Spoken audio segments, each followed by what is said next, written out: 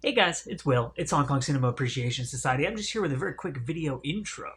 So I've discovered recently that there's a lot of overlap between Hong Kong cinema fans and Van Damme fans, which I guess really shouldn't be that surprising because obviously Van Damme has worked with a lot of great Hong Kong filmmakers. He's worked with John Woo, Choi Hark, Ringo Lam, and he's made movies in Hong Kong, right? So Bloodsport and Double Impact and stuff like that. And so about a year ago, my friend Mike and I. So Mike does all the technical stuff for Hong Kong Cinema Appreciation Society, right? So whenever we record in the studio, he records everything. He records the video. He records the audio. When I record these videos at home, he takes everything, he edits it, he does color correcting, fixes the audio, like he does everything basically technical.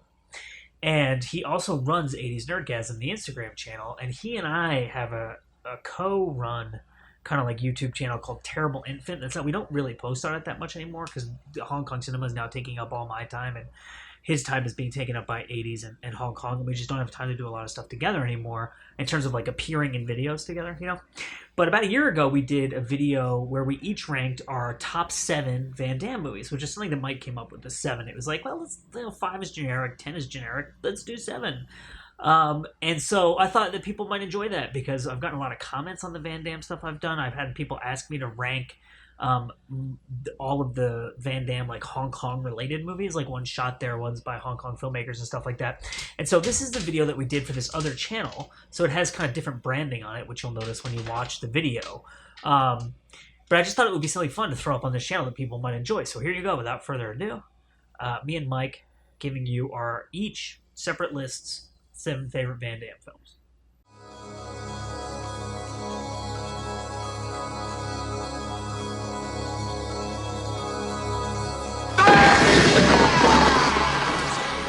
Whoa, yeah!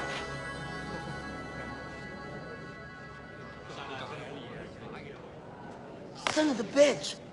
Hey guys, it's Will. And I'm Mike. Back with another Terrible Infant countdown. Yeah. Top 7 Van Damme movies. This is very exciting. I think Mike is is. especially excited. I like Van Damme a lot. Ever since I was a kid and I saw some of those movies. Is he your first crush? No. Oh. So we're just going to jump right into it. And then if you want to leave your list of your top, whatever, 5, 7, 10 Van Damme movies in the comments, please do. Probably Bloodsport will be most people's favorite, right? Probably. In the comment section. Maybe. We just did on our 80s Nerdgasm page, we just did a Kickboxer versus Bloodsport poll. And Wasn't even Bloodsport, close. no, it destroyed it. Wasn't even close. You want to go first? You want me to go first? You go first. Okay, so at number 7, I have Time Cop. It's a good movie. I love that movie. Time travel mullets. Is it his?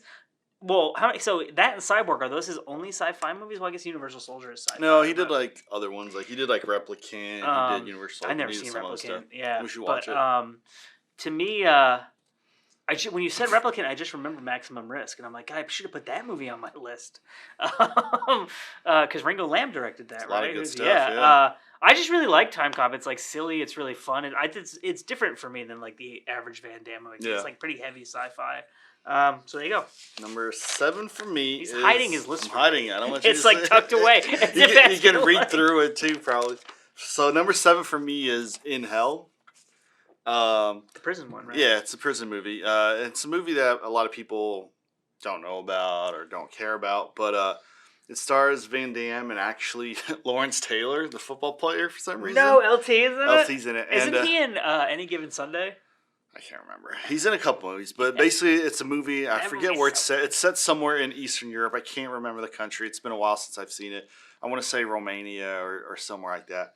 And someone murders his wife, and he's framed for it. He goes to jail. Is he goes ham on people? And in the jail, it's there's like a fighting thing set up, and at first he doesn't want to fight, but slowly his like soul gets crushed, and he's like basically he's forced to fight. He becomes like a beast in there, and it's like he's in hell, and it's good. It's a more serious movie than his usual. So films. I just looked this up because I couldn't remember, but that movie is also directed by Ringo Lam, It's a good movie. and he did a Hong Kong prison movie called Prison on Fire with Chow Yun Fat. It's a really really like bleak, brutal movie about like living in prisons. Yeah, and this stuff is kind of like that too. So check it out.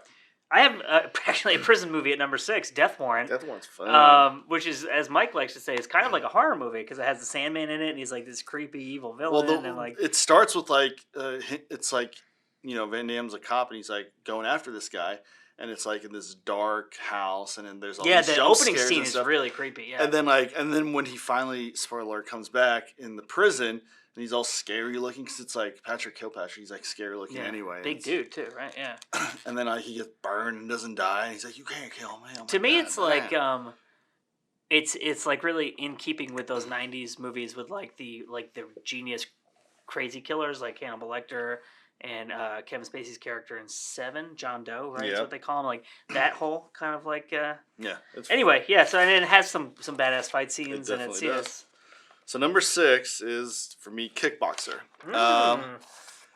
Maybe I'll get a little flame for that because I don't know how well regarded that movie is or not. It spawned a bunch of sequels now. There's like 3, 4, 5, a bunch. There've been like 2 in the past couple of years. Right? Yeah. And they're not great. He's in them though. He's right? in them, but he he plays the trainer role. So in this Kickboxer, it's a very similar film to a lot of the films he's done, like Bloodsport, The Quest. They all have that kind of setup where he goes. Is that on your list? Don't tell me. He gets trained up by some local, and then he fights someone who's supposed to be way better than him, and ultimately prevails. I just remember this movie, like the training sequences are really fun. He does that goofy dance in the bar, and there's some cool fight scenes. Tong Po is really cool in it. Tong Po's the bad guy in it, and he's the guy who plays Tong Po. He's in Bloodsport. He's one of the fighters. He's in but a bunch of stuff. He has a brother, right? And the two of them are in like a ton of Van Damme movies. Yeah, they're like they're like friends with him or something. Yeah, they're like friends with him, and they're like stunt people. And the Tong Po character in Kickboxer had a bunch of prosthetics on his face to make him look kind of weird like that. Okay. But yeah, it's a fun movie, but not as high as some of the other ones. Well, I actually have Kickboxer at number 5 on my list. We watched it together. Yeah, we did. One of the things that I like a lot about Van Damme movies is that they go like, I wouldn't say great lengths, but they go more lengths than a lot of other movies of that kind of like grindhouse kind of milieu to create like a sense of like atmosphere. And so like they went and shot that movie in Thailand, right? And like Bloodsport and Double Impact, they both filmed in Hong Kong, and like so it's really fun to like watch the movie and see them like in these locations, and like there's more of a sense of like being there and understanding it's not like in a stage on a green screen, or it's not in like Toronto and they're like we're in Bangkok or wherever. So we're in LA and there's like those giant mountains in the background. What was the Jackie Chan movie Rumble in the Bronx where there's like 30,000 foot mountains and they're hiking the Bronx? Yeah. So anyway, I mean that's enough about Kickboxer. So my number 5 is Universal Soldier. Classic. Van Damme, Dolph Lundgren are in it. And Roland Emmerich, right, directed it, who did like Independence Day. Yeah. And it spawned a bunch of sequels too. It's just a really fun. It's kind of like a sci-fi movie in the sense that and obviously there's gonna be spoiler alerts for this entire list, but he plays a soldier, and they're part of this program where when they're killed in combat, they're brought back like through this experimental procedure, and they're brought back to be this like elite team. And for most of them, it's fine, but Dolph Lundgren's character starts going a little crazy, as you can expect, and basically becomes Van Damme versus Dolph Lundgren. And the final fight in that movie is so it's just fun. And basically, they're both like karate champions, right? So it's like they both know what they're doing, and it's just a fun because it's a mix of fighting, guns, explosions, and I feel like Dolph might actually win. He's just because he's a foot tall. He's so he's big. Like a foot tall. People don't realize how big Dolph Lundgren is. He's huge. And he was like a world karate champion. Yeah, he knows. Right? He knows what he's doing. Okay, so number 4, I have Lionheart. Yeah, I love this movie. It's a fun movie. It has what a lot of his movies have, where he's a trained fighter, and he has to fight in these arranged fights for money for some reason. Yep. And but what I like about this movie is he escapes the French Legionnaire, right? But he's like a prisoner of the French Legionnaire. Like he's like he went AWOL. He's in like some kind of camp in the beginning. Yeah. And he escapes and he comes to the U.S. and he meets this guy on the street who like helps him arrange his fights. A little bum guy, right? Yeah. And it has this element of like those kind of like urban dystopian movies from like the 80s and 90s where he's like walking around these like dangerous cities and like dangerous neighborhoods. Just and going like ham on people. He's trying to get that. Isn't he trying to get like because his brother died? His brother or something and he's died. He's trying to get that woman and the daughter out of the slums. Yeah, right? something like that. And he's trying to go to the I don't know, something like that. And but it's like weird. That movie's a little weird to me because like he meets up with this woman who's like a promoter or something like that. And like she's the bad guy, like the villain of the film. But if you really think about it, all she wanted to do was like sleep with him and give him money. And I'm like, that doesn't sound that bad, right? Why? It's not so bad. But no, but he's but he has his eyes set on the other one. Right, It's so like, he's like, no, I can't do that. Yeah. I'm like, I would just. But they're like evil rich people Yeah, who are I exploiting. know, But bro. no, you're right. I get your point. Yeah. So number 4 for me, I put Double Impact, a film that Well, should we show it off? We actually have in this one. We brought in the Blu-ray. we have one, and it's a film I'd seen once before, and then I showed Will, and then we watched it again. We've seen it twice in like the past year. I've seen it, Yeah. I think 3 or 4 times myself.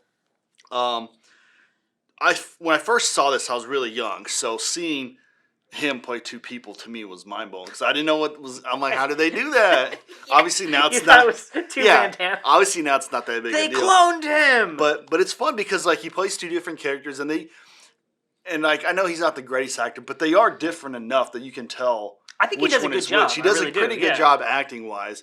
And yes, if you look back now, some of the CG work's a little iffy, but still, this was made in 1990. There's some cool fight scenes. Bolo Young's in it. on his chin. I spat on his chin. Bolo Young's in it. A little dynamic. There's so many like funny, just like why did this thing happen in this movie kind of stuff. Well, remember there's a whole sequence where Chad and what's the other guy's name? Alex. Alex is like the furious one. The gangster one. Yeah, so Chad has gone. They're hiding out in this hotel, and Chad has gone back to the city to do something with Alex's girlfriend, and they're on a boat coming back to the hotel, and Alex gets drunk And he's has just like imagining them having he has like a sex. nightmare scenario of them having like really graphic sex, and then so when Alex gets back or Chad gets back, he just goes ham on him, and they have this. They just fight each other, but it's just fun because the side characters are cool. uncle, Corey Everson's in it. She was a former Miss Right, Olympia. Bolo Young's in it, and then they try to do a little history where like because of the English used to be in charge of Hong it's Kong, like trying there's to like the open harbor the tunnel, and like so you have that kind of connection, and it's just fun. There's a lot of cool fight scenes, a lot of gun scenes. There's a lot of cool kind of action. like obviously they're trying to do like and- some John Woo kind of And stuff. like you mentioned earlier, it is set in Hong Kong, and it looks like it's actually filmed there, and it's really cool definitely to all see filmed it. there, So it's really fun. They tried to make a good movie, and I think it's a really good movie. Yeah. I have at number 3, Bloodsport, which I know is sacrilege to some people that it's so low. But I mean, you'll probably talk more about I'll talk Bloodsport more at some about point it. because I know you love that movie. Love but that movie. the Kumite, Frank Dux, I mean, as with every Van Damme movie, is it Dukes or Ducks? Dukes, I think it's Dukes. Oh, okay.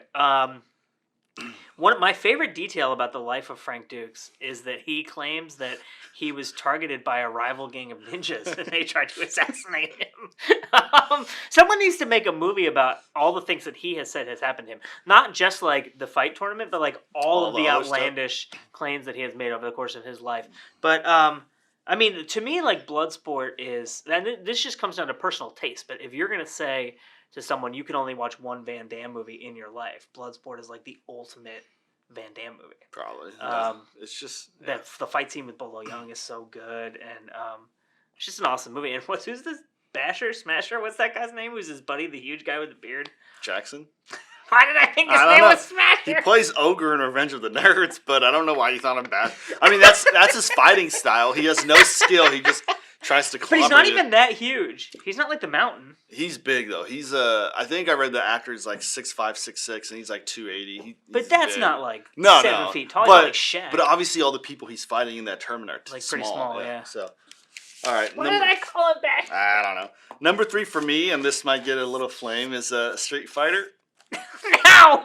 It's that high! It's that high. No! Dude, I've seen Street Fighter at least 10 times. No, you haven't! Yes, I have. And I don't know why. I know it's a bad movie. I know that everything about it is bad. And for some reason, it all comes together and works for me. It's so cheesy and so goofy. I was a big fan of like the Street Fighter games back in the day. So seeing a Street Fighter movie was really cool to me, even though it was like complete trash. Well, Raul Julia's in it, And right? Raul Julia, and he's like, it's funny because he seems like he's like trying, and everyone else Well, is just like going through the motions. He's a really good actor. And it's like so different, and there's like so many stupid quotes in it. Like, well, the thing with the when there's like The truck? there's a truck coming down outside, and they're all looking outside of it, and they're seen on a computer like a TV there's feed. like some kind of TV feed and set up. and Zangief's like, quick, change the channel. Like that's gonna do anything. And then the scene with Chun-Li and Bison, where she's reminding him about the time he came through her village and killed her parents and everything. He's like, that was just Tuesday. And then they're like fighting and he's like flying around and shit. And it's just amazing. The fight with Zangief and Honda where they see it on a feed and it's like Godzilla smashing cities. I forgot. And then they become friends. It's just so good. You have to see it. I know it's one of those movies that's like, it's so bad it's good. And Someone to told me it just recently works. that Van Damme said no to that movie like a butt ton of times, and then they just offered him so much money He's like, all right. that he was like, fine, which is the story of Over the Top with Stallone, yeah. right? He just kept saying no and no I and bet no, that's and a then... story with a lot of films. They're like, I'm not doing that shit. We'll give you $10 million. I'll do it. Where do I show up? Okay, so at number 2, I have, hey, guess what? We already talked about it. Hey, Double Impact. So, and I should also say that, so this is MVD Rewind Collection.